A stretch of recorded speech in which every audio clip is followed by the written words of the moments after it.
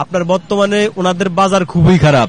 ওনারা এখন ডাকলে কোনো মানুষের ওনাদের ডাকে সাড়া দিব না।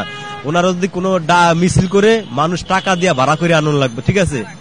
এই সমন্বয়করা ভাড়া করে মানুষ আনন্দ লাগবে, এদের বাজার খুবই খারাপ। বর্তমানে আমাদের এই ইউনিশ সরকার যদি পাকিস্তান আর চায় না বলে যে ভারতের বিরুদ্ধে যুদ্ধ করো, এই যুদ্ধে জড়িয়ে যাইব। সব মিলে কথা হয়েছে গিয়া এরা দেশের অভ্যন্তরীণ কোনো বিষয় বোঝে না, কিচ্ছু বোঝে না, ঠিক আছে? এরা আমাদের দেশটারে দিন দিন ধ্বংসের দিকে নিয়ে যাচ্ছে। এদেরকে সরাইয়া দেশটারে বাঁচান। ওই সমন্বয়করাই উপদেষ্টারে, এদেরকে সরাইয়া দেশটারে বাঁচান। আমি বলি এই এদেরকে তাড়াতাড়ি, যত তাড়াতাড়ি সম্ভব এদেরকে সরান।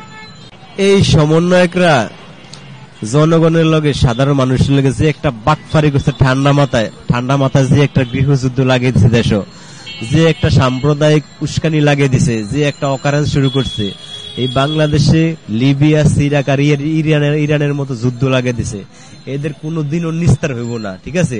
এই সমন্বয়করা দেশটার গন্ডগোল করিয়া, দেশটার ধ্বংস করিয়া পালাইয়া যাইবা এত সহজ? আমরা সাধারণ মানুষ পুরা বাংলাদেশের পুরা বর্ডারে প্রয়োজনে সিসি ক্যামেরা লাগাবো। একটা সমন্বয়ক, একটা উপদেষ্টাও যেমন ফলাইতে না পারে, ঠিক আছে? আমরা ওই ব্যবস্থা করুন।